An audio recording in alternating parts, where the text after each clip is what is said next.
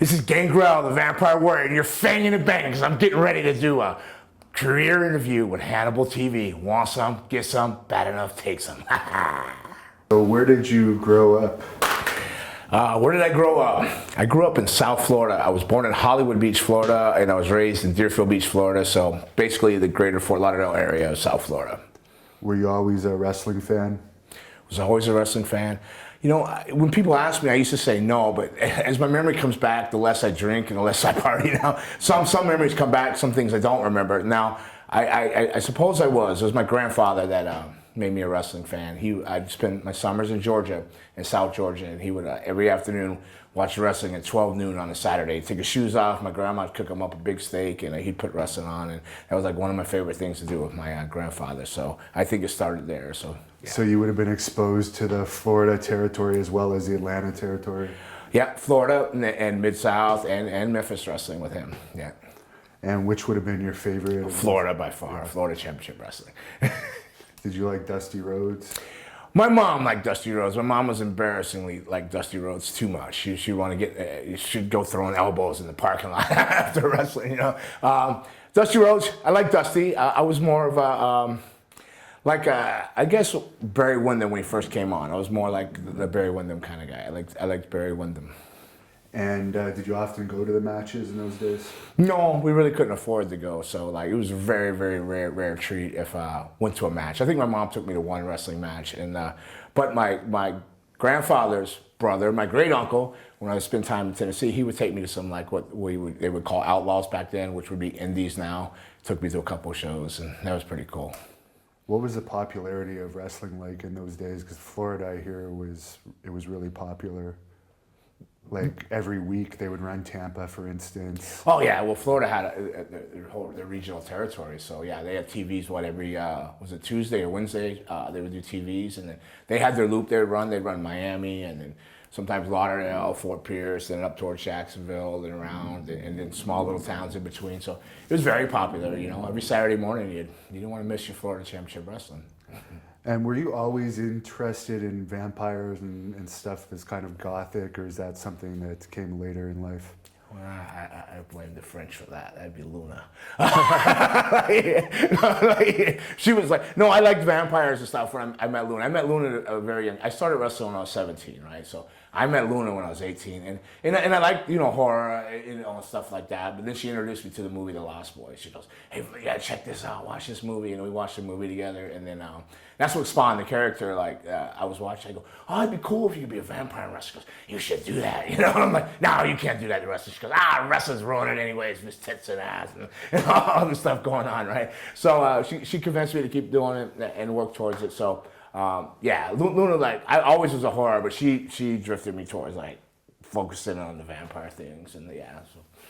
And I guess you ended up being trained by Boris Malenko to get into wrestling. Yep, Boris Malenko and Rusty Brooks, a fellow named Rusty Brooks. They were partners. They were partners in school in South Florida. So Boris would be there. I'm gonna take these off. I feel like I'm being rude there. Then you see my guy liner. But yeah, so Boris Malenko and Rusty Brooks had a school together in South Florida. So I would train with them during the weekdays, and then on the weekends, Boris Malenko would go up to Tampa, and then I would drive up there and train with him on the weekends up there, and then with Gotch on Sunday, with Gotch's son-in-law for the original UWF for the Japanese boys on Sundays. And then come back home and start my training over on a Monday with Rusty and Boris.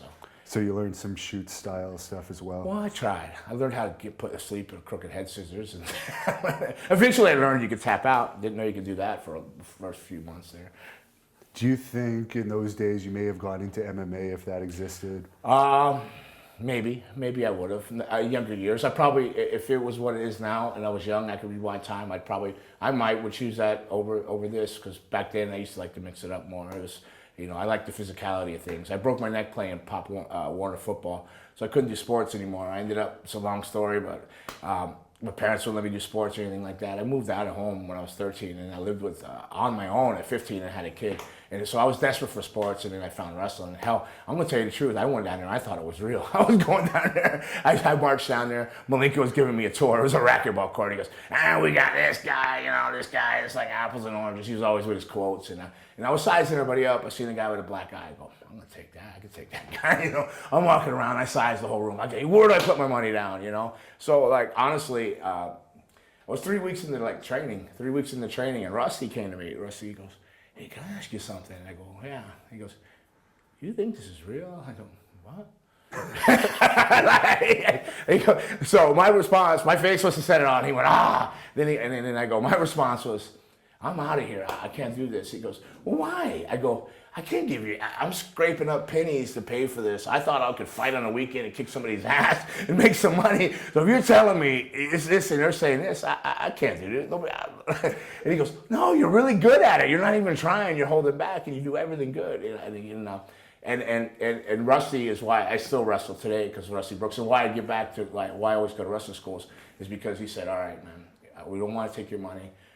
Just finish it out, and we'll write you off in the books, and always get back to wrestling. And I trained, and I mean, not even 2 months later, I was working, and I was drawing stuff from WWF, doing jobs, and then I was working Florida Championship. I mean, 2-3 months in, and then I've been wrestling ever since. I don't think I've had what we call a straight job since I was 18.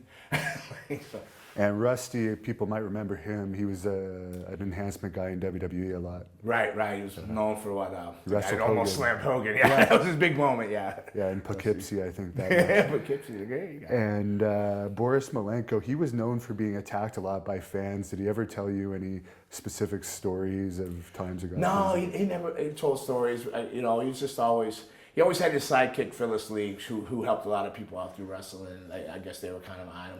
They were always fighting, but Malenko was just mostly just going on with the training and stuff like that. But I mean, he spoke a little bit about, wanting to do unions in wrestling and all that stuff, and how things got a little sketchy there. He got forced out to the Texas areas and stuff, down to Florida and stuff like that. That's how he ended up down there. But he didn't talk much about people attacking him or nothing like that. That I can remember. I was a kid. I was in awe, I was just training. So was Florida Championship Wrestling your first job in the business?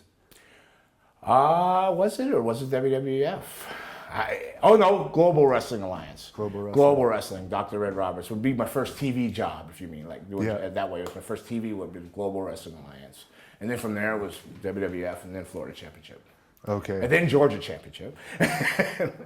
Now, you went from Florida to Calgary at one point, which is quite a distance to go and quite a change in climate. Yes. What led to that happening? What led to that happening? There was a kid named Tom Nash that went to Calgary Head. I think he went up there. He was a big Owen Hart fan. When we were training, I kind of bonded with this guy because he would show me. He goes, you got to watch this. And it was all the Stampede wrestling tapes, and I loved it. I was like, oh, this is awesome. All wrestling is garbage now. Stampede, this is the wrestling I want to do. It was just head above heels. I mean, I loved it. And he went and booked there, but I guess he had a really bad experience, getting ribbed and this and that. And he wanted to go back again, but Bruce Hart told him they needed a tag team. So he asked me if I wanted to go back with him and stuff. So I got booked as a tag team, drove all the way up in a car, came home in a Greyhound bus. But yeah, I don't know if he came home in a car or not, but I came home in a Greyhound bus. But it was that led up to it. But the whole character, the Blackheart things, that was like a Bruce Hart rib, anyways, too. Yeah, he's known for that. What is your opinion on Bruce, anyways? I like Bruce. A lot of people, I hear a lot of things, but Bruce has never been nothing but good to me. But then again, I mean, you can just read through when he's ribbing. The deal is where the Blackheart things. Have you ever seen the Blackheart game? Yeah. Well, they have the whole black face with no eyes and no mouth that people see. Well, it's getting dark one day, and his girl was a sewer. They had a sewing room, and he goes, "Oh, try these on." So we slid them on. It looked like rob a 7-Eleven or something like that.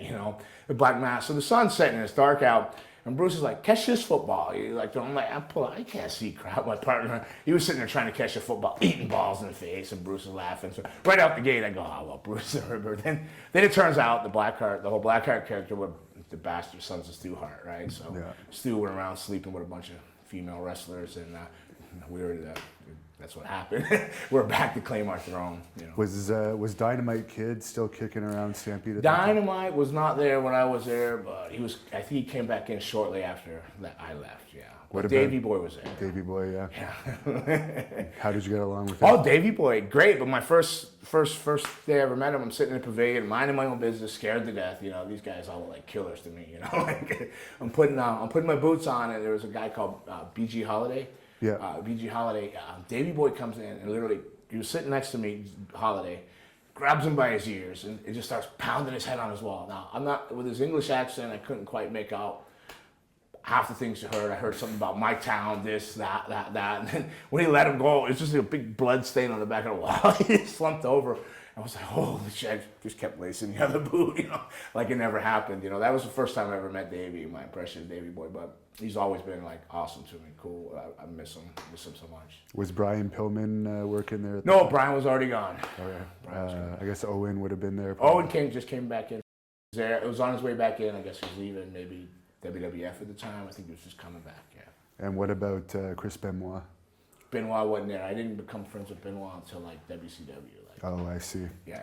So I guess you just spent your time in Calgary and found it was time to go back after. Well, for me, why did I leave and all that? Yeah. My Calgary story is like they're infamous for ribs and stuff like that, just ribbing people. I never physically got ribbed or nothing like that. I think my rib was not getting paid because I mean I'm going into a month there and it was like man, I got a kid at home, I got bills, like how am I going to do this? I'm going to do this. I can't get by, and then they're supposed to put the straps on us, and I told my partner I'm going home. I already bought a bus ticket. I bought a Greyhound bus ticket. I said I can't stay here without money. I can't stay, and then so. Being a good partner he went and stooged the office I was leaving and everything. Oh, my partner leaving, we can't win the belts, whatever. So they came and then they were trying to pay me as I was leaving. If I knew what I knew now, I would have just took the money and still left. But but yeah, so that's why I go. It was just money. I couldn't afford to stay there, you know. But we trained. It was one of the greatest experiences in my life, you know, training in the dungeon and the pavilion and still making towns. It was it is no, you know, in fact, you just can't put a price on that. So it was totally worth it, and I don't regret any moment of that. Was it still Stu doing most of the dungeon training then? No. Bruce and Ben Bassarab and stuff would pop in. And you ended up bringing Luna, I guess, into the mix shortly after that, managing you guys as the Blackhearts. Right. We were doing a small show in South Florida, and she came home and goes, I love that gimmick, you know, I love that character. I want to manage you, and that's how that happened. Yeah. Right, and I guess she was dating Tom at the time. No, she was with Dick Slater at the time. Oh. Really? Yeah. I read online that there was some like abuse stuff going on there allegedly. Yeah. Like Slater. Yeah. There's some stuff like that, and she was trying to get away, and next thing you know, like Tom, he had always had this huge crush on her. Like I was just scared of Luna. I had never had a good experience with her. I mean, first time I met Luna, I was sitting in a Florida Championship locker room, and the door kicks open. She just got her nose broken, and she's bleeding all over the place. I'm sitting by the Nasty Boys, and she breaks in. She looks at me, blood everywhere. She goes, fresh meat. I like scurried around. I said, I don't know if you can cuss on here or not, but that bitch is crazy. I don't want nothing to do with her, you know. Then the next time I see Luna, she scaled her wall or something. She wanted to go to wrestling school, and Tom, you know, we seen her at the show, and she said she loved that gimmick, so she wanted to go train at Rusty's wrestling school, and Tom's like, we got to go pick Luna up. I go, I don't want to go by that woman. Like I was legit scared of her. I'm like, that bitch is crazy, you know. Like so, he talks me into it. She somehow snuck out because she was still with Slater at the time. Somehow snuck out of the apartment, and we get in her car. She wants me to drive. She's been drinking with 3-Finger Denise all day. This other lesbian girl. They were training to wrestle. They were drinking margaritas all day, so they're hammered. Get them in the car, and then I'm driving down 95 to the wrestling school. Next thing you know, Luna climbs over the front seat, jumps on me, starts punching me in the face. Why don't you like me? She rips my shirt off. And I'm so mad by the time I get to the wrestling school. I'm like talking to Rusty, she's crazy. I'm going to kill her. You know, he's like, that's Dick Slater's old lady. You don't touch her. I'm like, it's Luna. You just don't mess around. So I went in the ring to go. I was just, call it chaining or wrestling, move for move, whatever. And just trying to burn off some steam. Out of nowhere, like Luna just drops on my back and bites me. right in the center of my back, latches on like a pit bull. And I'm spinning all over, running out, trying to get over. The only way I can get her off was I jumped through the ropes to break the contact on, and I had a scar, like just was bleeding, a big bite mark on my back. So I ripped her up. I had her up against the thing, and I was gonna kill her. And I go, no, that's Dick Slater. You can't do that. It's Luna. You can't. Let her go, you redneck. You know, like, I went all whiskey tango, white trash. You know, I'm like ready to fight a woman, like that curse. You know. So I go out and then I let her go, and I went and I kicked every mirror off her car. I kicked the car doors in, and before that scar healed on my back, we were best friends, and then a couple somehow. That's why I always call her a vampire. That's why I always trace that back. Her being a real vampire. She bit and turned me. So to go back to where we started, because I have ADD. To the Dick Slater thing, yeah. She said it was. I never seen it. I can't personally say it, but I mean, if a person will jump out of a window to get away from somewhere, maybe there's something going on wrong. You know, third story window. So then one day we went and did all that wrestling thing, but in between that whole bite mark and all that me and her becoming best friends, getting together. Like one day, she turned up and they said they got married. Her and Tom, like, because she didn't want to go home or something. They got married. And that lasted a week or something. Then eventually we were together for 18 years. Yeah. And I guess Kevin Sullivan was booking Florida for a long time. Was he booking it all when you were there? Yeah, he was in and out. He was there in Florida. He was there when I was doing like WCW stuff. I've always been around Kevin, all the way to the Joe Goodhart stuff and everywhere around. I still see Kevin. I still run into Kevin. And you worked for Herb Abrams' UWF promotion. Yeah. Any stories about that? Besides our terrible matches that didn't make sense, not his fault, our fault. No, like Herb, it was cool. Luna, he had a lot of the older guys and stuff. I think I never had no crazy or whatever stories of Herb. I was too busy trying to manage keeping Luna out of trouble and stuff like that. And you ended up in All Japan for a bit. How did you get into there? Well, All Japan originally, there was two. I went the first two tours for All Japan, and then when I fell out with my partner, I got in a big fight and ended up fighting him, beating him up. He got another partner, went back for a third tour. So I did the first two as the Black Hearts, and that happened from Calgary Connection, Tokyo Joe. He was booking for New Japan, but he pulled contacts, and then along with Luna's contact with Jimmy Suzuki and stuff, that's how the All Japan thing happened. It just turns out, not Mr. Baba, but Miss Baba liked the character. So if Miss Baba liked something back then, it was the same. It was golden. You know, like she liked Johnny Ace. Johnny Ace was golden, you know. Right. So Miss Baba liked that character, and that's how we got over there and then had those two, and then I had a falling out with my partner, and he went back with another partner called Dave Johnson. They were and they're the sets that went to Memphis as the Black Hearts, and then they went to WCW as the Black Hearts. Not me. That wasn't me, because when they went to WCW, I was in Puerto Rico starting the Vampire Warrior thing. So. Yeah, what company would that have been for? Was that Carlos's company? No, it was the very first company that opened opposition to Carlos after the Brody thing. So I think it may have been called AWF at the time, WFA, but it was Hugo Sonovich and Savio Vega, which Quang, TNT. He's actually wrestling for us in November. He's good. He's a good worker, man. He's really good. And how did you like working for him? I worked for him back in IWA, but... yeah, it was IWA too, right? So they changed names throughout the owners, like Glory and different people. Barabbas, Glory, I don't know. Great. I didn't know, like, I had just came from like working in Japan and stuff when I first went down there. So I worked a little more of a snugger style. So we had a miscommunication, I guess, one night. And I mean, you can ask him about it, but like, I hit him with a clothesline, and I think he thought I said, "Hey, I got some more, motherfucker." And it was a legit clothesline. And so he got up and kicked me with a super kick, like in the face, and got. So our 3-month battle was like just killing each other every night. I didn't know he was doing it on purpose or whatever. At least that's the way I interpret it. But I loved working down there. I went for a day and spent a year. So. Right. Yeah.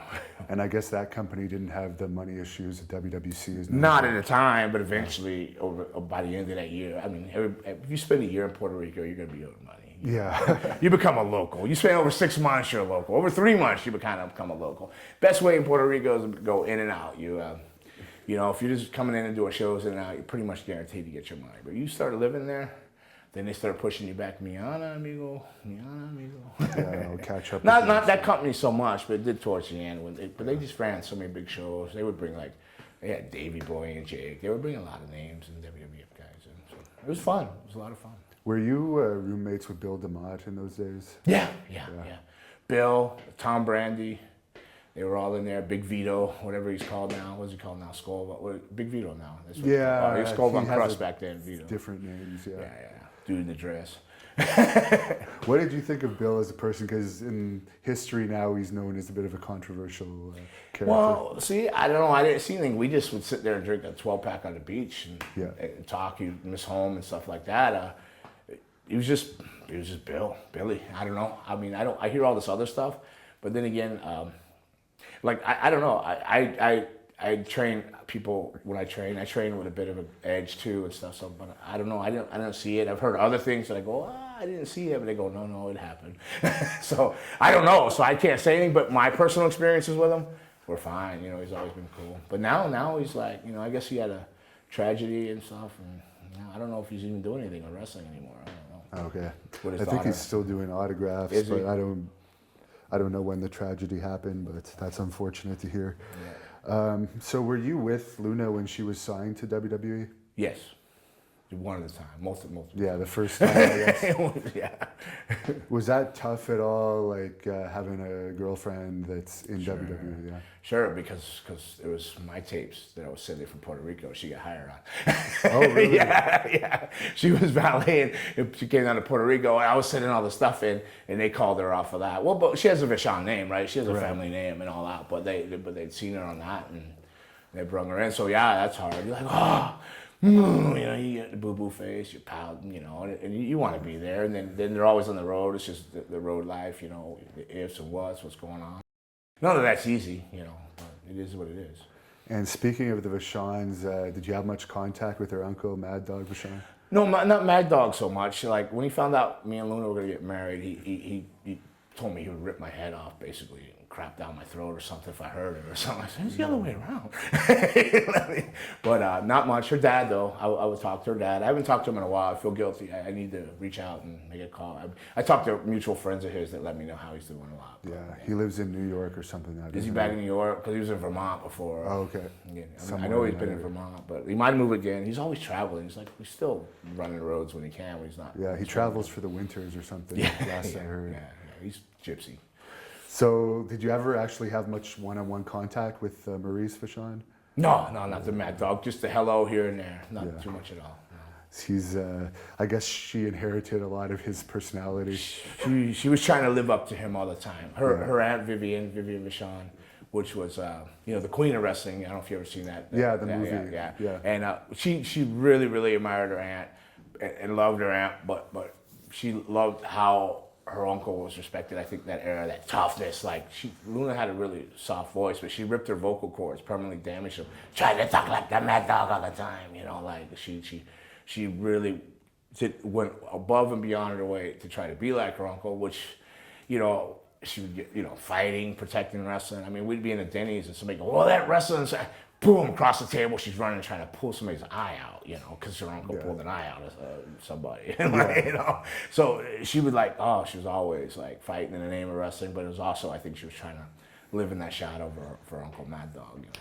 Yeah, because for people that don't know, in the old days when there was no cell phones and it was a lot less common to get sued by people, he would actually like rip someone's eye out with his thumb if they called wrestling. Wow, yeah, and squish it on the floor.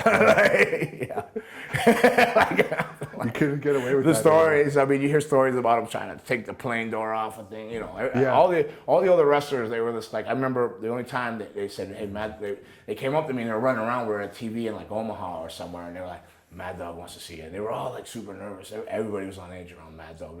They showed respect, but at the same time, I think they didn't know quite what Mad Dog would do. You know what I mean? So I go in there, and then that's basically he says, "If you hurt my niece, I'll rip your head off." And I'm like, "Yes, sir." Yeah. So I didn't have that. That's about the longest conversation I had with him. His point was made, and I was like, "Cool." Yeah. And I guess you had a ton of WWE enhancement matches under a mask. Yeah, with Black and Phantom. Okay. Black Phantom. Were those just tryouts type situations, or?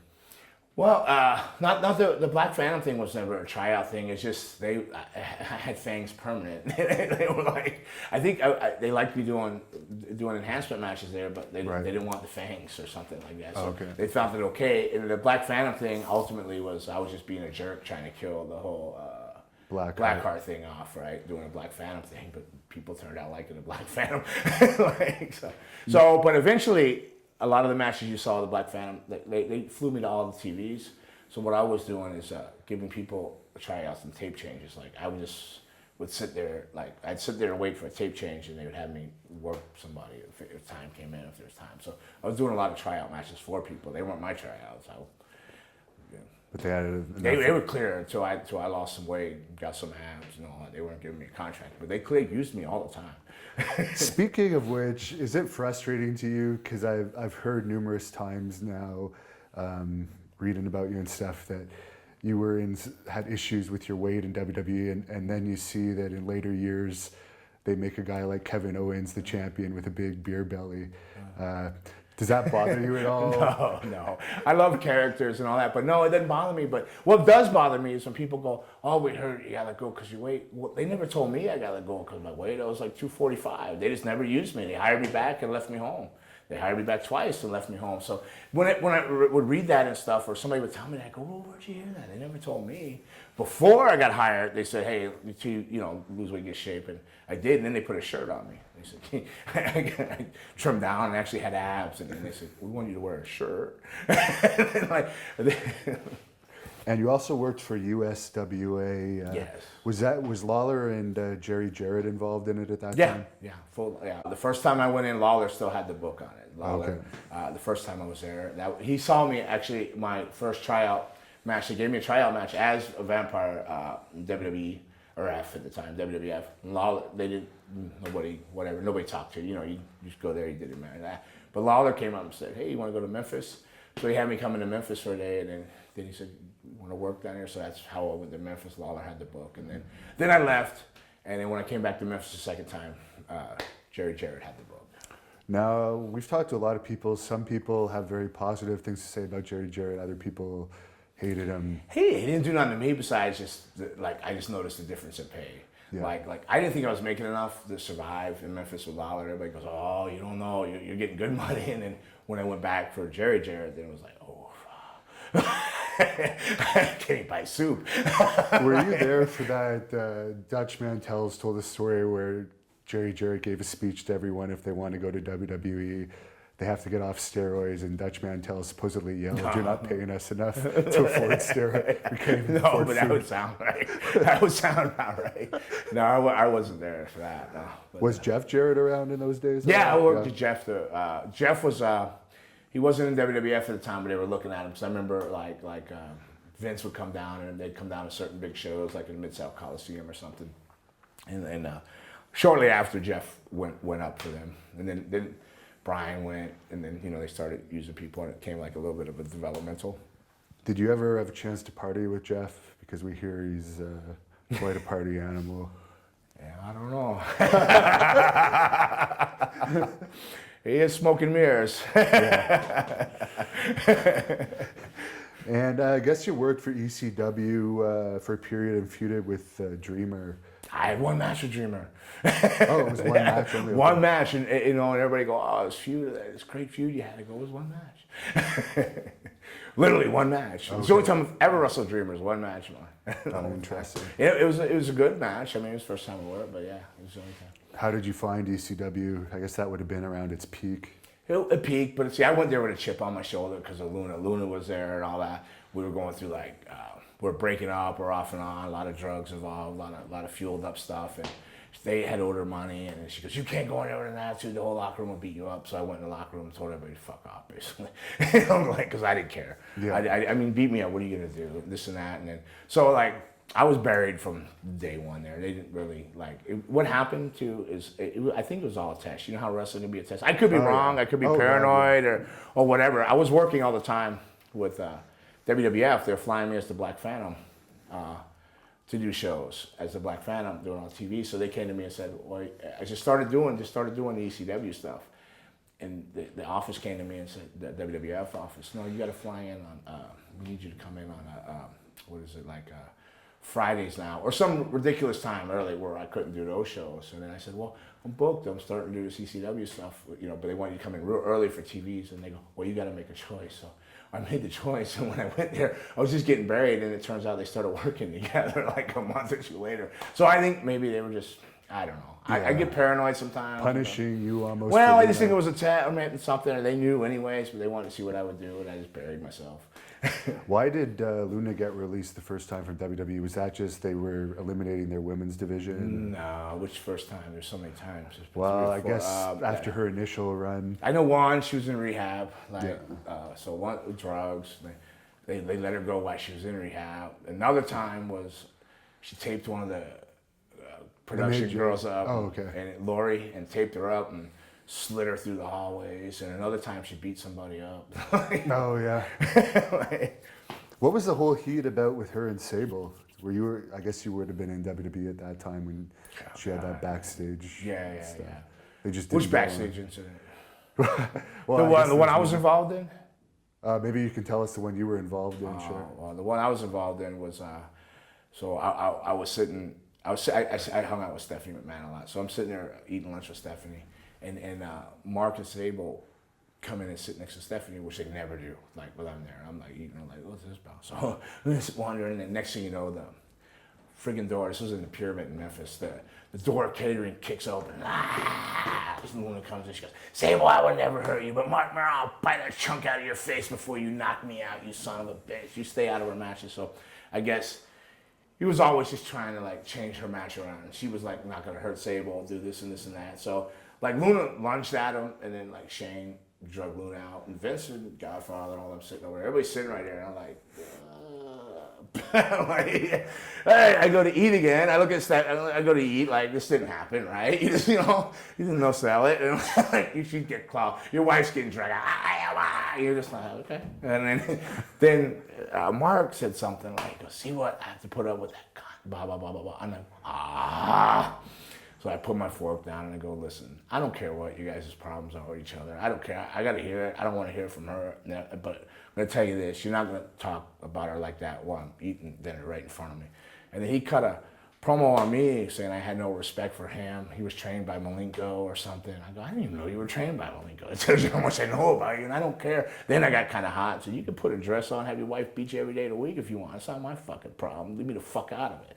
And then he said he was going to whip my ass, and so I don't think so. And then I got hot, and I got up and flipped the table over in catering with Stephanie, Vince, everybody there. I told him to get up, and he wouldn't fight. He just kept putting his hands on there. I says, come on, get up, I'll beat your Golden Glove. Like, well, I ain't fighting you. So I went to go hit him, and Draws grabbed me, Darren, and he drugged me out, so now I'm great, I'm in trouble now. So, so I don't see Luna or Sable and all them. I'm out wandering, and Stephanie comes up and goes, my dad wants to see you in the office. They're all waiting on you in there, right? So I go in, and it's Mark and Sable over there. Luna's sitting here. The only spot left is Vince's desk. So like, he's not in there yet. I figured I'm fired. So I sit down, put my feet up, like, chill.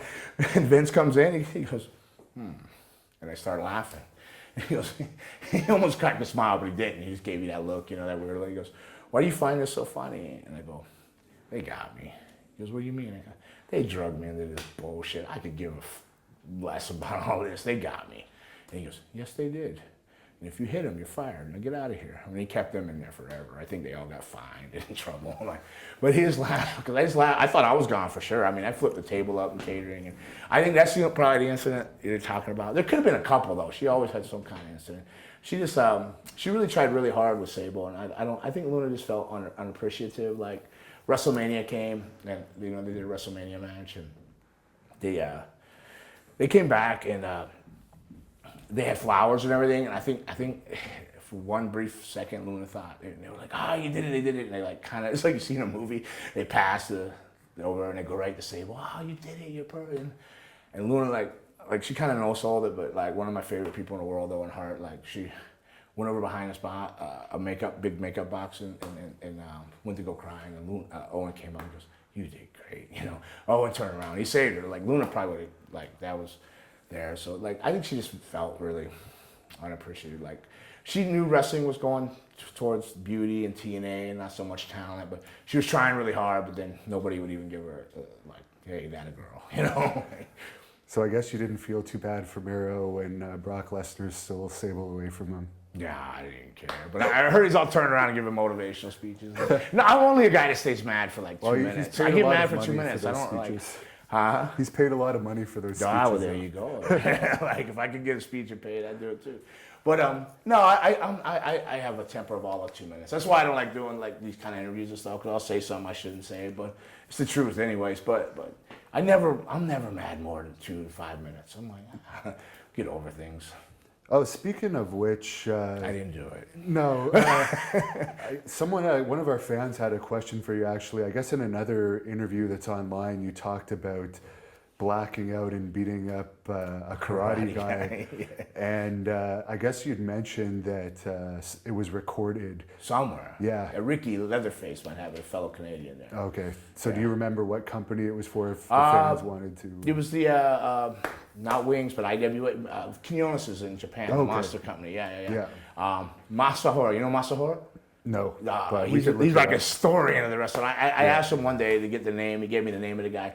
Turns out I thought he was like a gold medalist karate guy, but no, he was just a karate guy they hired to beat me up, but then I beat him up. So yeah, it was almost a setup type thing. Oh, definitely a setup. No. It's a God, that was a long story. Like, I was over there drinking. You know, you've gone to Japan, so you go out there this month. I have not yet. No. I figured you would have done that. It's much more difficult now. Now. I haven't been since '98. So I don't know how it even works now. But before that, I was going all the time. But I was over there drinking out with like Victor Quinones. Well, you know, he was he owned IWA Puerto Rico. Right, and they owned part of that company with Osano, and you know they're known to be a little funny. You know, I didn't know that. Like, well, I knew that, but I didn't think nothing of it. So we're out drinking one night, drinking, and he's like, "I bet Luna really likes that curly hair." I'm like, so it's a weird question, you know. When I continued drinking, and you know, back then I was taking like a lot of Halcyon and stuff like that. I was no baby face, no good guy around, you know. Next thing you know, he was like, yeah, I thought he was having a spasm, but it turns out I guess he was winking at me. So yeah, because he was gay for this. Yeah, well, I wasn't putting 2 to 2 together. Yeah. I was just drinking free beer and partying, you know. And then so we're all getting in an elevator. It's like Miguelito Perez, Doug Gilbert, and somebody, and I had a Zubaz. And almost like mid-tour, so I ran out of underwear and stuff. So I'm like just like commando and Zubaz, and you know how thin Zubaz can be. So yeah, I'm like, so you picture that? I'm drunk. I'm trying to like pick the button at everybody's room. What floor? And out of nowhere, he comes in like a fucking claw machine reverse. You know, like grabs it. His finger like penetrated my butthole. Man, I was like, oh! I spun around and grabbed him by the throat, and I had him up by his throat, and then like, you know, they're all, oh, let him go, he's drunk. And then I started laughing. I go, oh shit, this guy's been flirting with me all night. You know, I wasn't even mad or anything. Like, I was like, whatever. Like I let him down. They were like, no, let it go. I go, no, it's all right. I get it now. I didn't realize. I thought it was funny kind of after that. I really wasn't mad or anything. Now, prior to this happening in this tour, I was going over every night on every monster. Leatherface, Freddy Krueger. It was a monster. They did a lot of monster stuff, right? And going over strong. So, you know, Victor would always come and give me the finish and everything. Well, after that, the next night, he sent Miguelito. Oh, amigo, you make jobs tonight? I go, I don't care. I usually make jobs all the time. You know, my head I'm saying, I don't care.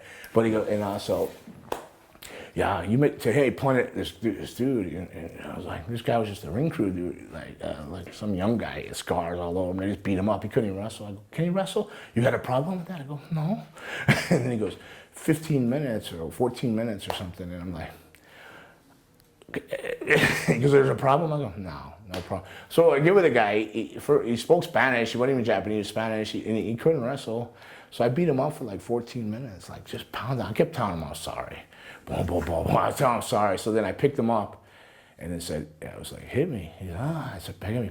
So he swung. I don't even know if it hit me or not. I just went, you could have heard a cricket. It was a sold out building. 1, 2, 3. As I was covering, I go, I either just buried myself forever, because I don't know if anybody's ever done something like that, you know. We just, I just like, in Japan, it was like dead quiet. I go back and Ricky Leatherface, he goes, oh, that was a ballsy move there, you know. Oh, dude, right on. You know, like, and I'm worried, like, well, did I, whatever, I don't know. I guess nobody said a word. The next day, I came back and it was back over again, back over. Not in the fashion I was going over, but like they're like, you're over, go over, go over. At the end of the tour, it was a Corrigan Hall, and they have a board over there, and it said, on the board it said karate versus wrestling. We're like, what karate guy? It was just all monsters, you know. The whole tour's been everybody, it's the same people, but they flew a guy in from Korea or somewhere. He was a shoot karate guy. And he was over there with Osana and all those guys for the show, and I realized I was the wrestler guy, you know. So I got one of the young boys. I can't remember if it was Winger or Raya, one of the younger kids at the time. And I said, hey, go ask him if he maybe we'll do something. And he catches me with a kick. You know, I'll make it up at 8, 9, you know, on the rope. He'll come at me. I'll catch a submission, you know. So, good idea, Davidson. You know, he runs over. It was like watching like J. Jonah Jameson and plot against Spider-Man over there. They're all sitting over there, and I hear he's talking to him, and you hear the laugh, like, like you see the cigar smoke and ring. That didn't sound good. He comes back and he goes, maybe Danger Davidson, you know. So like, oh shit, I'm only a karate guy, you know, whatever. I don't know what to think, you know. And Ricky Leatherface he's like, oh, it's a shoot, man. We're gonna get you. The yellow man's gonna get you. Like, he's always, I don't know if you know him, but he's a character. So. When I come out, it's the first match. You know, I get in my corner and like I look out and like all the guys, you know, all the Spanish guys and white dudes are out, and then this guy comes out. It's like looks like a boxing pay-per-view. He's got an entourage, people, music, all this crap, and I look and all the Japanese guys are out. I'm like, oh, this is no good. So like, he gets in the ring and like so many streamers for this guy. I know who he is before like even gets his name. They're going nuts. I'm like, well, who is this guy? You know. But I'm nervous. I'm pacing like a cuckoo clock in my corner. I'm like corner. I never leave that corner. So the bell rings, and I don't know why on earth I went to go tie up. I know better than that, but I guess. I just instantly, I went to go tie up. Man, he came in with a kick so fast. It sounded like I got my leg up off. You know, I know not to leave it planted, so I got it up. So when he caught it, but it still hurt. It like I dropped that. I was dropping down, and the next kick it was slow motion. I could see him coming, and it came under the rib cage. And I tried to get the elbow down. He was just that fast. It was like pop, pop, pop, pop. You know, he was in there so quick. So I'm down on an elbow and knee, going, oh, can't breathe, and Ricky, you know, he told me the rest of the story, Leatherface. He starts laughing. He goes, oh, he goes, it was funny. Yeah. The next kick I seen coming, and he kicked it here. But I guess when he kicked me, it blew me up off my thing into the corner. And before my elbows dropped to the ropes, he said I turned like purple and grew 3 sizes and came out, wow, and just knocked him out, and then just proceeded to just keep beating on him, picking him up, trying to break his neck, and stuff like that. So it didn't work out too well. I went to Korea 2 days later because I was doing a tour there. They treated me like a god, or whatever. They're like, oh, they had all heard. So like I had street credit for a while over there. But North Korea or South Korea? Well, whichever ones ain't blowing people up. Yeah, because you couldn't go over to the other side. No. Yeah. Now, I guess you had a couple of WCW matches before you signed with WWE. Mm-hmm. Were they interested in signing you as well? I had so much heat in WCW. Like I did a lot of like Georgia Championship right through up with WCW. Like on my way to Memphis, I went to an open tryout for WCW. I was dropping somebody off because I was going up to Memphis, and Blackjack was there. He goes, "Do you want to try out or anything?" I go, well, I'm booked in Memphis. He goes, what does it matter? Go get somebody. Go grab somebody out of the crowd. Go ahead. So I did, and I worked, and you know, everybody, I guess, they could bring whoever they wanted to work with. So I had just grabbed the random guy. So when I did the match, I tried to do too much stuff, you know. I came up with this fancy baseball slide. I wanted to do something, but I ended up crotching myself in ropes, you know, embarrassing, right? So I rolled out, and I just jumped on the guy, and I boom, boom, boom, came in and just finished the match with, you know, intensity on through. And then when I was leaving, you know, I was embarrassed. Like, I thought, fuck, I ain't gonna hear from him. Blackjack pulled me aside. He goes, hey, do you want to come to the Power Plant? I said, well, I'm already booked in Memphis. He goes, well, what we want to see is what people did when they mess up. We knew everybody was gonna come with their choreographed match. We told them to bring whoever they wanted to work. You know, they all picked their matches, but we're trying to see what happens when it falls apart. He goes, we want you to come. He goes, I said, well, I'm already booked there. And he said, well, you can come. When you're done there, come. And to his word, I called him when I was done. I didn't even go home.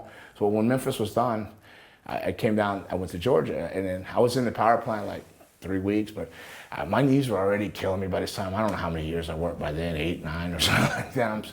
squat and all this, and you know, these guys are like, I don't know. They were back then. They were just all monsters. They couldn't even. They tied up and about knocked you out. I mean, you get clubbered and tie up. You're like, gee, you know.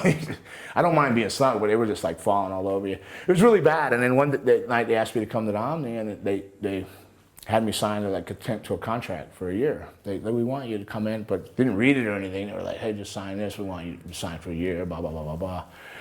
Just don't quit the next day. Like, okay, I won't.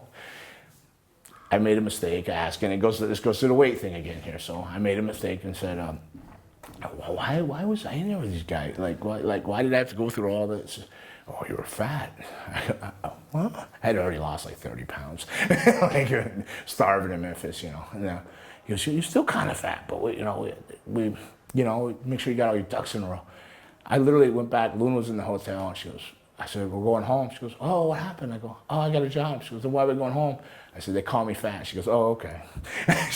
She knew. That was the only button she could push on me to get me upset, is attack the weight thing. You know, that's probably why I say it bothers me so much people say that, because they never said that to me, you know, when they let me go or anything. But yeah, so I actually, I left the very next day and went home.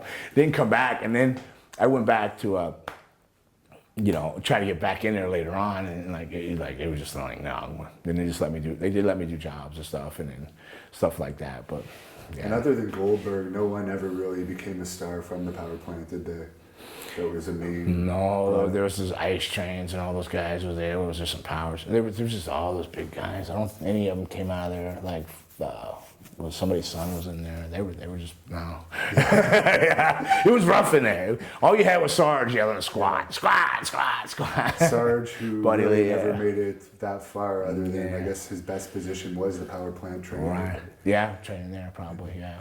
Apparently he chased Batista off too. Batista did a tryout, and Sarge told him he'd never make it, so. And so what led to you finally getting your WWE contract? Well, I got in shape. I was still working for them all the time. So I was in, Luna was working for them at the time. And I was on vacation with her out in California. And I literally was coming, they were working in Anaheim in the Pond, and I met up with her because I went down with a buddy to Mexico. So I'm coming back, and I'm tore up, like drunk and whatever. And Brian Christopher's plane got iced in, they said, in the middle of summer. I don't know how that happened, but his plane was iced in. And they said, hey, do you have your gear? I can't remember what agent it was. It might have been Chief at the time. I'm not sure who it was. He said, you got your gear? Tony Garea. You got your gear? I go, yeah, I always got gear, you know. They go, can you get dressed? So literally, they had me like signing a waiver while I got dressed. I ran to the car and everything. And I mean, I literally just came from Tijuana. I drove up to just meet up with her. And I go in there and I was wrestling Taka Michinoku, and he's like, oh, David-san, Blackheart, huh? He was like, oh, you know, and then he goes, anything you want to do? Like, it was like really fast. I go, just stay light, trust me. And that's the first time I did Paler DDT. So I was out there working Taka, and then boom, and then I did that thing, and then I guess the whole building popped. They were quiet the whole time because there was the only name on that card, right? But when I did that, the whole building went, oh, and I guess Vince was walking by at the time. And he said, who was that? And they go, oh, it was Dave. And he goes, oh, send him to the dojo or whatever it was called. So when I came back, you know, like when I got home off that trip, there was a call saying, did you want to go to the dojo? But at the same time, I just had gotten booked for All Japan. So back for All Japan, and I wanted to go redeem myself. I got in shape and everything. So I did the dojo and all that. They asked me about who to hire. They would say, what do you think about Andrew Tast or Prince Albert? All these guys, they were asking me, who do you think? They had me giving people tryouts. They never asked me about myself, anything or nothing. I'm like, so you're feeling kind of low, but you're like, whatever. I'm going to Japan. I go to All Japan. And so I'm working over there, and I had a good run.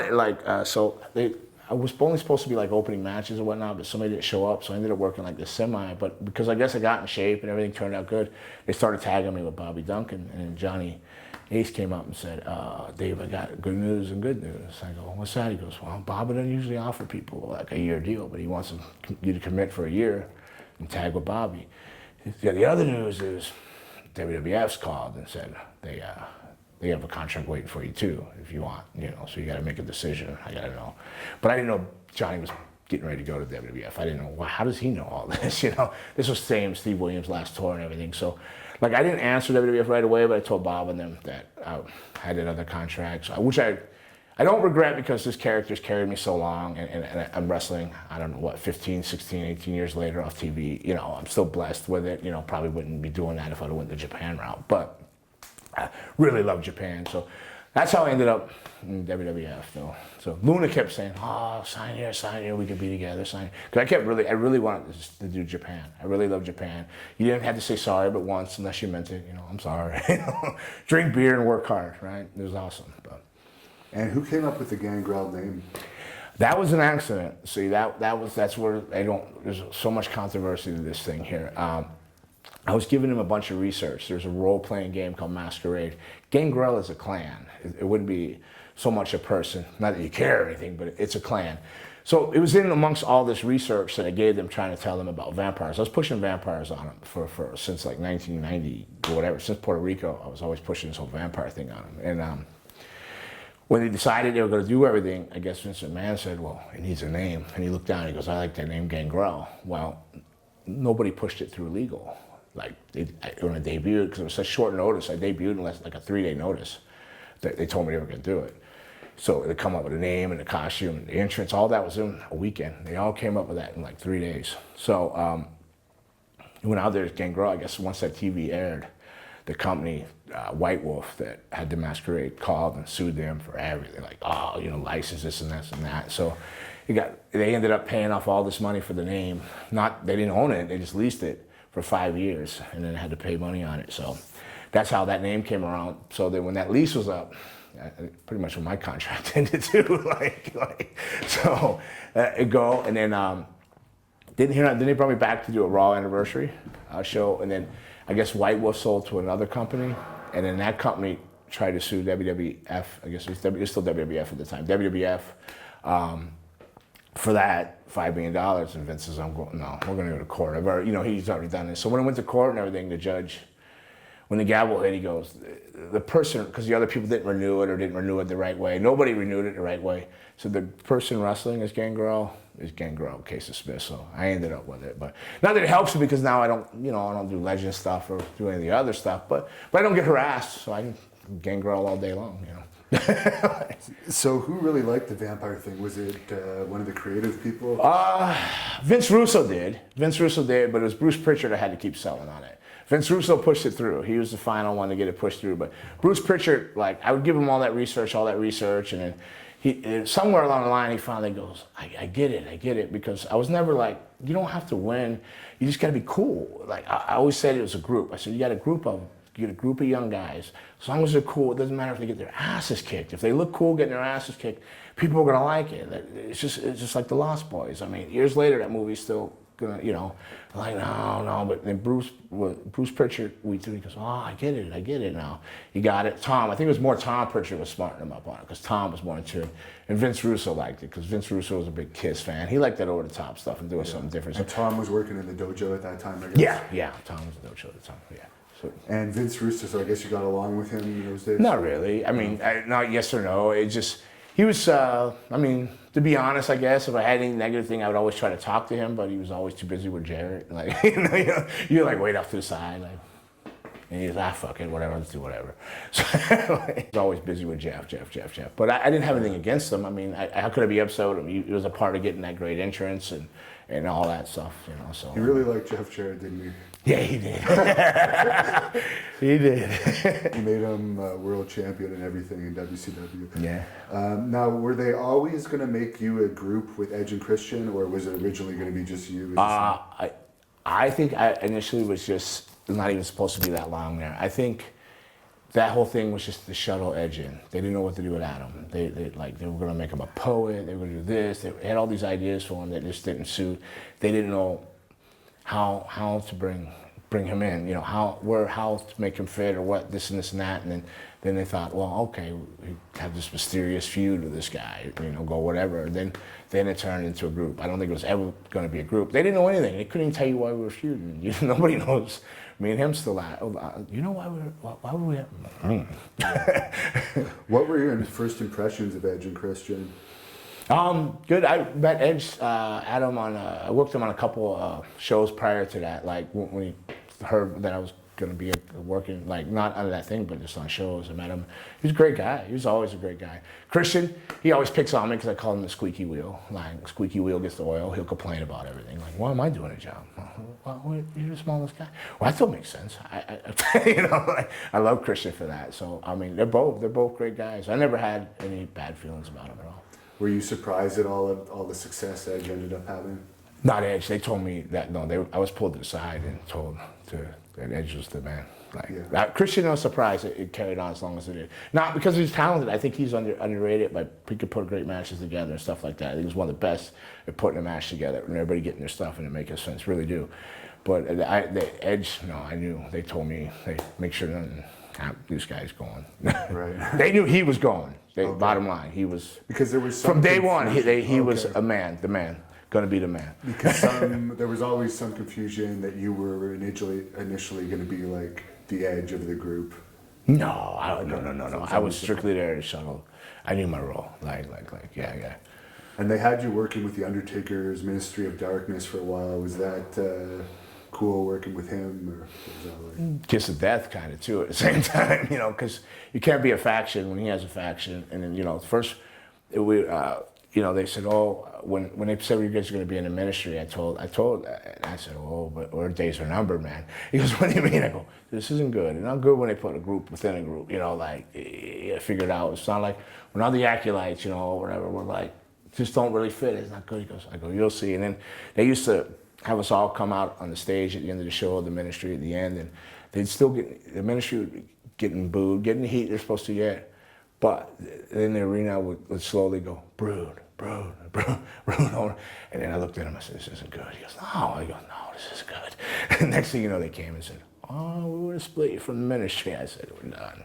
He goes, what are you talking about? I said, we're done. And then they feuded us, and I said, well, I'm telling you, we're over as a brood. He goes, no. Not even a month or two later, they're like, hey, you're the brood. But I knew that I was only there to shuttle him. So that whole brood thing was accidental fire, a wildfire. You know what I mean? It was a spark that should have never caught on and it just burnt rampant, Then they had to get it under control. Because, it wasn't the brood wasn't the thing they wanted, not at all. Vince and the vampire thing, Vince McMahon didn't want the vampire thing. I mean, people don't know this a lot or anything, but he came to me and told me that he would never use the vampire character, lose the weight, get rid of the fangs, because I had them in permanent, grow hair in, because I had a skullet, like a mohawk, not quite a mohawk, kind of a mullet with a side shaved, a skullet, and now, I said, I wouldn't use that, you're not going to use that character, but it was Vince Russo, when I say he pushed it through, I think he had creative control for like 30 days. It gave him like full creative control. Do you remember that at all, or something? This is the first I've heard of it, but it's possible. I think there was something where he got like full kind of say without any question on something, and he slid the vampire thing in, and I had heat from day one. Was it him that came up with bringing you guys up to the stage? Yeah. Yeah. Because he was a big Gene Simmons fan, so that was like a Gene Simmons tribute. So I was sprayed of blood. It was his solo with the blood coming out and all that. Everything was kind of Kiss orientated out of that. Yeah, he still talks about it all the time.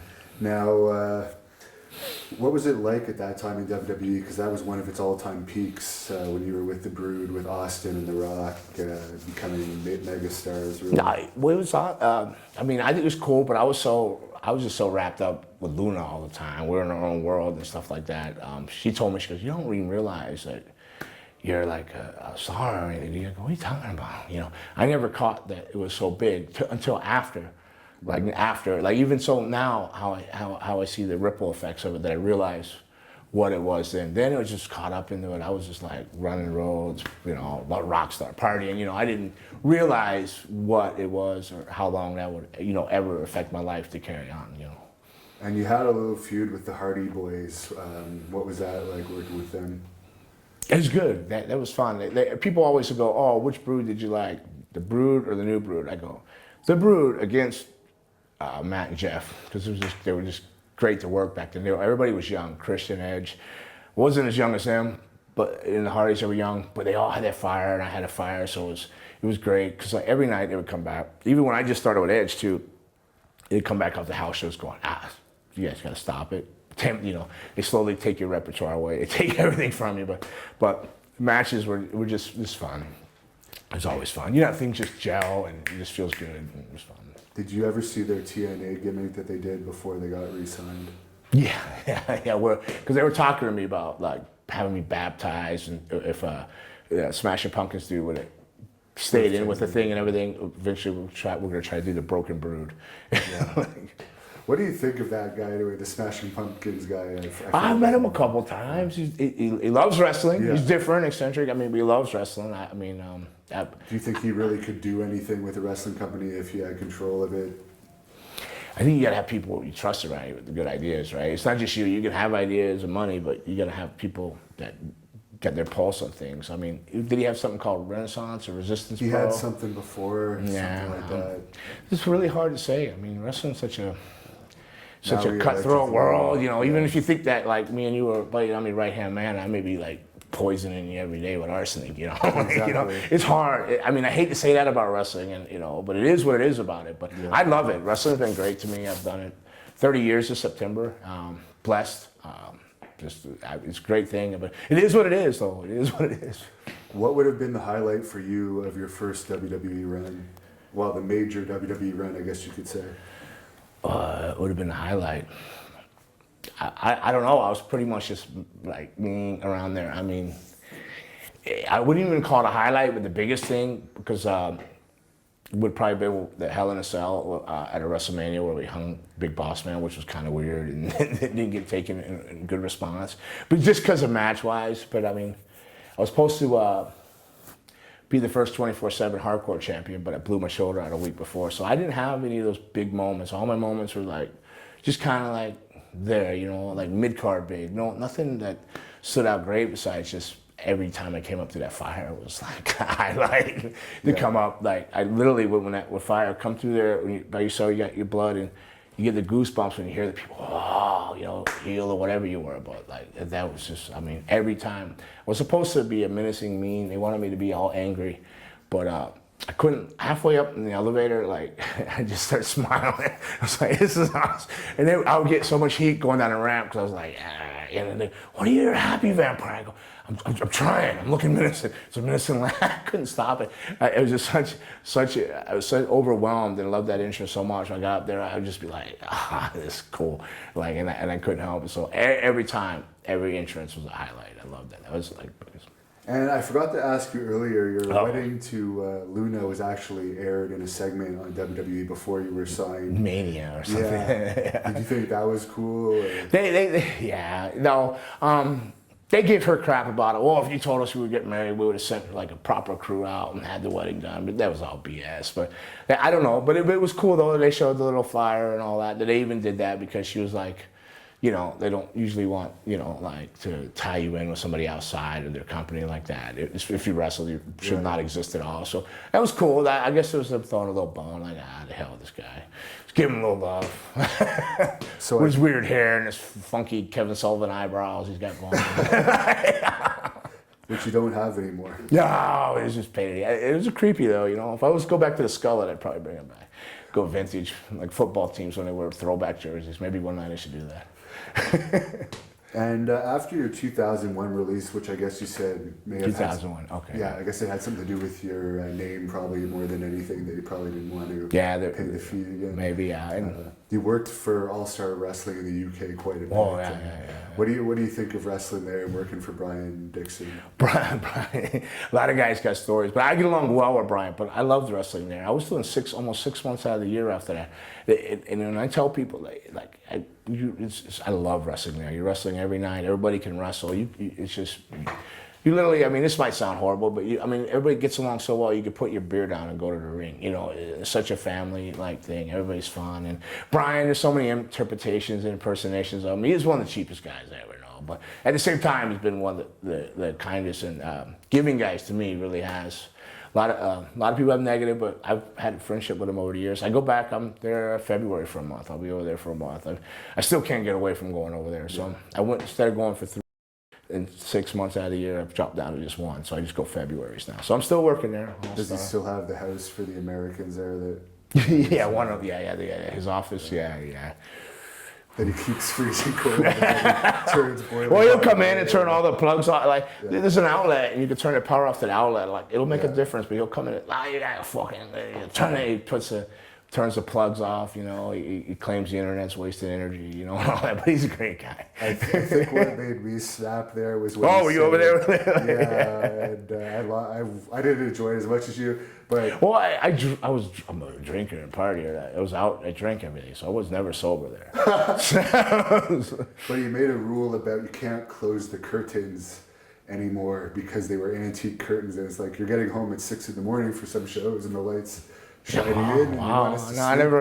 never heard that one. The one, you know, the most he sticks to now is he's very, very laid back now. Yeah. Like just no, like he tries no women over, you know. Like that's just because Mitzi, his wife, would kill him, you know. Yeah. But I think he's very laid back now. He leaves the internet on all the time now. He's way different. He's not the same guy that he used to be. There. But my first trips, though, my first 4 years, I didn't stay at the digs. I stayed at like different bed and breakfast type place in Rock Ferry. So I wasn't there. I didn't do my time initially when it was like when height of war in there. And you probably didn't have Renee Dupree as a roommate. I did have Renee Dupree as a roommate. Later on, yes. Yes, I did. I didn't quite understand Renee Dupree. Like, he's like a zombie. He'd just come out, I don't know. He'd sleep like 13, 14, 15 hours in that room and come out and then do bizarre shit. You know? But I don't know. I like Renee, though. A lot of people don't, but Renee's cool. But yeah, I had Renee. I can relate. I somewhat like him, but I wouldn't want to live with him ever again. No, I wouldn't live. I wouldn't want to live. I don't, be honest, I don't want to live with any wrestlers. Yeah. And they lost Butlins too, didn't they? Yeah, he did. Yeah. So I keep thinking, you know, this is last year's, but he says, no, I'm gonna go another year. You're coming? I go, okay, you keep going, I'll keep coming. so I know I'm booked in 2019 too already. He's already confirmed me for February. So he's not stopping. He's running. You know, That's he's great. Well, you know, missed a beat. And, you know, he still draws his talents. The houses are up. It's still good. You know, he still has all those little camps and holiday camps and all that. The little ones. You know. I may have to talk to him again. Oh yeah, February. Let's go over. The weather's better there than here. Yeah. And is it true you were the booker for the Australian tour that was the Hulkamania Australian tour? Yeah, I put most of the matches together. Everything but Hogan and Flair. They had all their say on that, but I called the other matches and stuff. Yeah. How did you end up getting that position? Well, it was all Samoan ran, right? We had the company. We started Knox Pro together in California, the wrestling school with Rikishi and all that, and then Black Pearl, which is Reno and Hawaii, is Rikishi's cousin. They put the tour together, so they put that whole tour together. It was like four of us. Right? I did a lot of the production, load in, and the matches, and they handled the money with the other guys and did all that. So it was an in-house ran tour there. Yeah. And I heard you actually on Roddy Piper's podcast telling about that incident that happened with Flair. Is there any way you could tell us just like the short version of what happened? I know the man's not in well health or something. He's making a comeback, but whatever he's doing now. He's kicked out, he's doing okay. Yeah. But Flair, I don't know what his issue was with me. He's always been like snub and kind of short with me, this and that. Well, we're there. I had my wife at the time. We just eating. I hadn't had a drink or anything. She goes, I want to go have a glass of wine in the bar. And I could hear Flair in the bar. I'm like, you really? She goes, yeah, I want to have a glass of wine. So we go in the bar, and he's in the back corner, and he's drinking with some girls. He's getting loud at party. Well, Brian Christopher comes down. I was talking to Shannon Moore or somebody. Brian Christopher comes down, and I'm like, hey, Brian, what are you doing? He's like, hey, I don't feel good. I go, well, what's wrong with you? Blah! So he pukes all over my brand new tennis shoes. I'm hot about it. Like, I'm hot, you know, but like I gotta cover this up. So I asked my girl, take Brian, because she's friends with Brian. I said, take Brian, get Brian to his room. Let me clean this up before anybody sees this. Well, before she could even get Brian, that Flair comes up, whoo, you know, little honey, you sit right here. It's these jabroni or whatever's jobs to do this or whatever. You don't need to do that. So he sat her down. I just looked at him. I'm like, all right, motherfucker. I'm like, whatever, I'll let that go. Because I was just trying to handle this mess. But then, so like, Reno came down, the guy that was actually running things. He took Brian to his room. Now, while this was going on, I'm trying to clean this friggin' puke up, you know. And then Flair's line like Shannon Moore and a couple people up on the bar. And he's over there like cutting promos. You're lucky to be on my tour, to be a part of this, or yada, yada, yada. And he gets down on me and he starts finger poking me. I'm sorry, I'm spitting these fangs. You get it, it's like the Gallagher splash zone when I have these on. You're gonna get sprayed. You're gonna have to have goggles. But he starts poking on me. And you never fucking was. And I'm like, I had it, you know. I was like, you know, he's just, you know, you're just like, you know, after all the years, you had to take it when you're coming in, you smile, yes or no. So you're like, I don't got nothing to lose now. I went, no, fuck you, motherfucker. But I said, sir, like my wife said, I never seen you so mad and say sir after every curse word. Because I called him sir and I poked him all the way back across the room. I'll whip your old ass. I've been paid 3 months ago for this tour. I don't give a shit. I don't need this money on this trip. And I was hot. I was paid. I was already done. I was already, like, the last thing I needed was him over there poking on me. I took him all the way back down, and Bischoff was with him, and Knobs, and they're like, oh no, you gotta stop him. He's gonna beat him up. He's married to Luna. He's crazy. And Eric's like, let it go. And then I got Flair. I backed him all the way across the bar. I got my fingers in his face. Just, I'll whip your fucking ass. You ever talk to me like that again? Like, and I feel bad later because, you know, when I start thinking of the age of it, he is kind of older. You know, I mean, I'm right at 50, but like, but he's still like older. Yeah. But he started it, you know. I mean, it was just all those years, things built up, him just being nasty, like turning his shoulder on me. I've seen him in the Charlotte airport, and he literally like, I'll turn his back on me. I go, what have I ever done to this guy? I have no idea, you know, what I've ever done. Who knows why people don't like you in this world? Like I never really had any interaction with him or anything. I don't know if it was something with Luna. I don't know, but yeah, that was. I didn't hit him or anything. Hogan made him come apologize the next day. He goes, I didn't know that was your Wyatt. That ain't Wyatt. Back across the room is when he started finger poking me. But yeah, that's a Flair thing though. But. Supposedly he's not going to be allowed to drink anymore because of his health issue. Do you think it's going to be possible for him to stop after so many years? Well, I didn't think Brian Knobs could, but he did. So.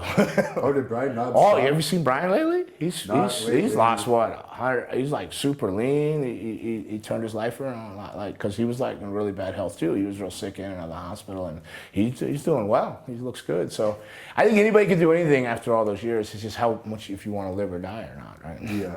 I mean, if you're done living, then you'll keep drinking. You know. And you mentioned Hogan. Did you have much interaction with him over the years? Just hellos here and there. It's always been super nice to me. Just always come across the room and shake your hand. I never had to like go, you know, I would try to meet him. Always been great and a gentleman to me, always. You think now that it's been a while since all that stuff happened with him, with the tapes? I'm sure he'll turn back up or something. I mean, it's Hulk Hogan. He's that guy. Yeah. You took your vitamins and everything because of him, didn't you? And I guess you showed up at the 2015 WWE Hall of Fame to support Rikishi. Yeah. You just have a close friendship with him? Yeah, well, we had the school together at the time and everything, and so, yeah, he came out there. And I was living in LA, so it's just a short drive up, right, to there. And it was cool. It was good. It was good to see a lot of the old guys, but that was it, yeah. And something I found very interesting about you is, I guess, according to the internet, in 2007, you signed a deal to direct 12 porn movies. I did, but I pulled out after one. No, I did, but like Luna called me up. Me and Luna had just split up, and she goes, "What are you doing? Whatever it is, don't do it." And I should have listened to her. I should always listen to her. As crazy as she was always basically right in the long run. She's seen it all, you know. Like, she goes, just don't do this. I got involved because I thought, like, you know, I wasn't mad at wrestling, but I thought, like, I got to do something outside of wrestling. But I wasn't thinking it all through, so I did it. Man, my work, like just dropped. It didn't help it at all. Like, I went to a spiral. I was working like 2 shows a month. I was like, man, this is brutal. But I pulled out. And I'm still partners with this guy in other business deals. That guy that talked me into it. I'm still like friends with that guy. And everything. But it was just a bad deal. And like I said, like I can't have nothing to do with this. And what was it that made him think that you'd be a good pornography director? Nah, he's just marketing, you know, playing off a name. Something doing, Gangrel. Why you're still like he's just a marketing guy. So in his eyes, he was trying to cash in on something. He thought it could help both of us. But I said, look, it backfired on me bad. So like I did a lot of shows with churches and schools, and I go, when we Google your name, the first thing would come up is your porn director. You know, but it was there. It's out there. Once you do something, it's there. So, you know, but no, I have nothing to do with that now. I mean, now we Is try that to. a hard industry to make money in now? It is now. It's just like because of the internet. Free. Yeah, it's all free. So like it paid basically to do one scene or whatever it is, come in and do one scene on a movie, not a whole movie, but one scene. Pays about the same as the rest of the show. Exactly the same as what I made. You know, like so. For that kind of heat, it's not worth it, you know, like, because how long are you going to ride that out unless, you know, you're really good at it? But it was reality porn. How hard is it? Stop, take a picture of that. Yeah, don't go soft, you know, like, okay, commenced to, Did you ever work with, I guess there was only one, so I guess. Yeah, it's just, they were just like all like, people new and up and coming, you know. You never met anyone really famous? No, for like Ron Jeremy and Evan Stone. No, I know a lot of people, Nikki Hunter and all them. Still talk to them. So when I was living in LA, would go out and hang out, porn star karaoke night, friends with them. I just couldn't be personally involved in it. They're like great people. Yeah. I think, to be honest, the whole world watches porn, but like, but out in public they'll shame you. But at home, they're like, you know, who RedTube? What's Pornhub got running? I'm actually surprised that in small towns like this one you still find porn stores, because who would actually go into a porn store now? Well, in small towns like this, I can't answer for. But I notice in the South, it's the small country towns. I don't think they're quite caught up on the internet. So they actually still run in there to the adult sex stores and all this, or rent DVDs and all that. Like you said, who's going to go buy it? Just go, oh, you know, free. I only need 3 minutes anyway. So. And then there's the plagiarism and stuff where people can just rip it off of a site if it's paid and throw it up for free. That's where I'm so baffled with like the Chinas and the Sunnies and all. What do they really think they can get out? Like that's, you know, that's out there forever for that. It's not the money. Actually, I got to ask you about that. Like, what about all these like Mickey James been in porn? So many wrestlers. 1, 2, 3 Kid. Well, yeah, they with China there, yeah. But she took it to another level though. Like me and Sean, we trained together. I've known Sean since he was 15, 14, like, because he came out of Malenko's. Yeah. Right. So. I actually, unfortunately, watched China's just out of curiosity, and I felt terrible for her. You do, right? Sad. Like you know, there's been nights I have a party, and I go, no, I can't. You said production-wise, like I just because I know them as people, I'm like, I know that's the end of their lives, you know. Not that she was living, but just you've hit a spot there. There's something, you know. You said you were friends with Stephanie McMahon. What did you think about what happened to China? Because that was kind of a really bad situation there. It is, but again, it's life everywhere. I mean, people in relationships, they crash and burn, or they crash and unite. You know, like I didn't. You know, it's just wasn't as like the nicest person, you know, either. I known her before she wrestled. They'd come in, and I seen how she treated Luna, but then I knew people that were around her that also I seen good things. So you know, she was just kind of all over the charts. So she wasn't like. So I didn't think nothing of Steffi. You know, that's just how wrestling happens. You spend time around people, and you know who you get along with. You're just bound that things are gonna go. Like if I was like with Luna, I don't know how many people she's dated or been in wrestling with. You can't, you know, like it's just who you get along with. It's just you just keep moving along, you know. And not in a bad way, but just, you know. Yeah. What led to your divorce from Luna? Just. We're partying. We couldn't. Yeah, I was gonna kill her. Yeah.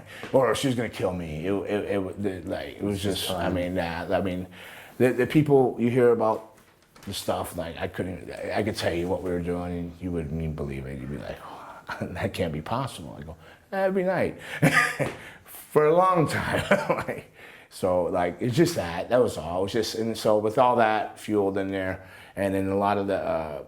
You know, the wrongs, like back and forth, being on the job. So when you throw all the drugs mixed in the end, she's my best friend. We still talk like every 2 weeks, you know, after, like I'd still talk to her. Like we just couldn't get over stuff anymore, especially with all the drugs being involved, you know, so. And I guess ultimately that's what led to her passing. Yeah, I guess, well, I mean, when I read what she had in her, that was nothing. I guess her body, though, when she went to rehab, shocked it, and then when you shocked it again when she started back or whatever. It was sad. Yeah. And you're remarried now, I guess. Well, I tried. Yeah, that's done too. It was a good run in 7 years, man. Don't knock it. 7's a good run. She's a great girl. That's on me, you know. To be honest, we should have never got married. I'm still in love with Luna. I've never felt for anybody the way I felt for Luna. I never could overlook anything anybody else could do that I did for Luna. Like, I still loved her. So I think ultimately this horrible thing, I got married. She was in a bad spot, this girl, and I was trying not to go back to Luna because I would have went back. And I think I just ran out and got married. We should never get married because I still talk to her like every other week too. We're still like really, really good friends. I just was a dickhead. I was like, right. Yeah, just angry, confused. You know, I was running from stuff. But life seems simpler now. I got it all turned around. I'm back home in South Florida, living in Hollywood Beach, getting ready to open school soon, and things are good. Working every weekend, doing what I love. Can't be happier. And for people that want to follow you, I know you're on Facebook. Is there any other social media? Yeah, what is it? Facebook is Gangrel David Heath. I think Twitter, I'm hardly ever on it, but I think it's Gangrel13. I think Instagram is Gangrel David Heath on Instagram. Yeah. And just to briefly touch on this, several times you were hired and re-released by WWE. You spent times in different development systems. Were you disappointed that you were never given a second big run and you just had no runs? Well, no, yes and no. No, maybe there's a reason, you know. Maybe I wasn't mature. Maybe they knew what I thought I was hiding from them. Maybe they knew about all the drugs. Maybe, you know, I didn't think. Maybe I thought I was hiding stuff and they seen it the whole time. Who really knows? You know, a lot of people ask that, and sometimes I'll ask, am I lying to myself? Am I upset or mad? But I think as long as I'm wrestling every week still, it hasn't, I'm just like happy. I'm still doing what I love, you know. Could I go back there? I don't even know if I could handle being back there. It's changed so much. I'm not like so PC that I can handle things. So it could be just a blessing where I'm at, you know.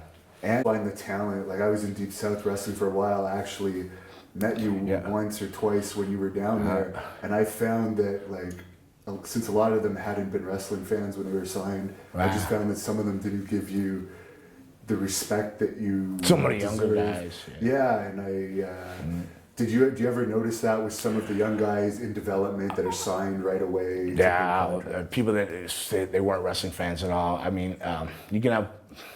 Sometimes I'll tell people, heart and passion will outweigh talent sometimes. Hard work, you know, hard work, talent, hard work, heart and passion will outweigh any talent sometimes because you gotta love what you're doing. You gotta be a fan of it to like bond with this. If you don't have like that special bond wrestling, what are you even doing it for? People aren't gonna buy into it. It just doesn't even come across real. Then you get all this negative. You just feel it off them. Fans, it's hard to connect. You know, they might like you for a minute, but then when they meet you or they run into you somewhere, they can tell that you have nothing.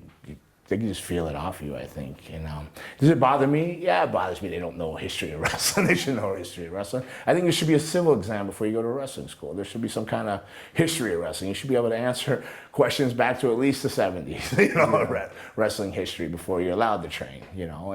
And I'm thinking about getting another school opening, and that may be a big first part of the 3 weeks before they even do roles or anything is history of wrestling. Just, you know, I want them to understand wrestling, you know. Is there anyone, I'm sure you probably don't watch it, but is there anyone on the current WWE roster that you would like to have a feud with if you could come back for one more feud? Man, you know who I would like? Dolph Ziggler. I like to work Ziggler. Rusev because I trained him, so I trained Rusev, so I would like. Oh, really? Yeah. I trained him. Anyone else that fans would know? Bray Wyatt. I would like to wrestle Bray Wyatt. Would be cool. He said stuff like he was trying to get me in there, but I don't know if it's the legal stuff with the name and all that when he was first coming in. But it would have been cool to either work with him or feuded him and stuff like that. And what's the best advice you would give as a trainer to an upcoming professional wrestler that wants to make it in the business? Log all the ring time you can. First of all, if you're not training yet, find a school that somebody has done something somewhere or wrestle with passion. You know, go to a proper wrestling school, and then man, just log those hours. You can't fly it. You don't just go out and fly a commercial airline with 10 hours. Log all the ring time you can, work with everybody, take every seminar you can, listen to everybody. Even if they're being a jerk or an ass or something, there's a fraction of something in there that you could take and learn from it. So I'll always keep your ears open and eyes open. And, ask questions if it's available to ask questions, but definitely log all the time you can and all the seminars and watch all the old stuff, because the only thing new is what's been forgotten. The only thing original, you change it 10%, and then it's yours too. And do you think wrestling overall has a bright future now that there's only really one major company and there's not really that many places to get experience anymore? I don't know that it has a bright future, because it's evolved into it's kind of evolved into like an entertainment thing. I don't know how bright. I think it's right where it's gonna be. I don't think it'll go down anymore. But I don't think it's going to shine any more than what it is. I think it's just right there. Unless something drastically changes, and they say things go in cycles. Unless they come around, you'll never have like the Attitude Era again or anything. But unless something comes around with like in the Attitude Era, what Vince Russo was good at, and they were all good at, is everybody had a storyline. It didn't matter if you were unjacked. You won or you lost for a reason. It helped elevate somebody. Here it was a story. Here it was a story. Here. So everybody had some kind of storyline involved, all the way from the very bottom to the top, and it all worked for everybody. And with that, it gave everybody that watched wrestling somebody they could find. Somebody could always relate to one of those stories. So it was always a story. It didn't matter if it was Funaki or whoever or whatever it was. Somebody always somewhere, like all the way up to Undertaker, could relate with you or something. And it was tied in, so all the characters and stories. And it could come back around like that, but they've I don't know, it's so different now. Live events, this and that, the word things. It's just changed so much. It's still wrestling when it comes down to it when you're watching it, but the peak of whether fans or people are going to come out to it, I think it's where it's at. I don't think it'll go down. I think it's just where it's at.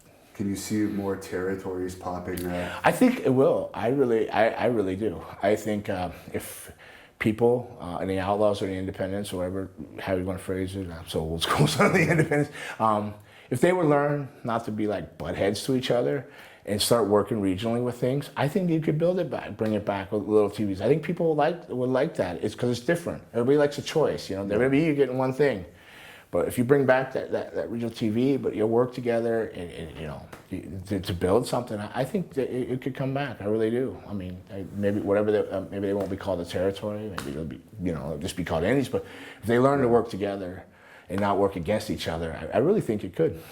Well, this territory is the Great North Wrestling territory for sure.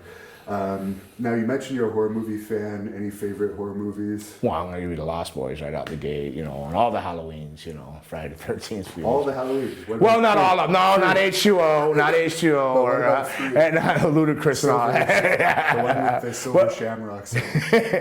But the Rob Zombie one, I did like the remake. Not the second one he did, but the first original Halloween. That was good. Did you see the remake of Carrie?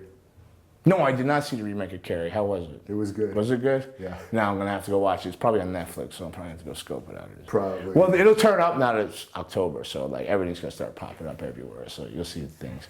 I like the House of a Thousand Corpses. I love that. I liked it better than Devil's Rejects. I like that 80s slasher type of feel of things and stuff. And your favorite vampire actor?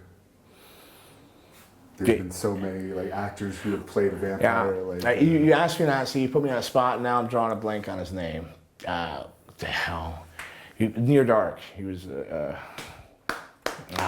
look it up and put it on the screen. Yeah. He actually, in my WWE bio, he was actually in there. I don't. Why am I drawing a blank on his name? Oh my God, he was in so many movies. But he was like the old vampire in Near Dark. God, he's in everything. It's okay, you're nervous because you're wrestling me tonight. Well, you start asking me questions. I got it's like. And finally, you want to just have any message for your fans that have watched this interview? Fans, if you are a fan, thank you. If you're any type of fan of wrestling, thank you very much. If you're a fan of me, personally, thank you very much, because I get to do what I do for love to do for a living. And thank you. Keep fanging and banging, man. And thank you for doing this for us. And I'm going to see you in the ring tonight, where I'm not going to be so friendly. I expect not.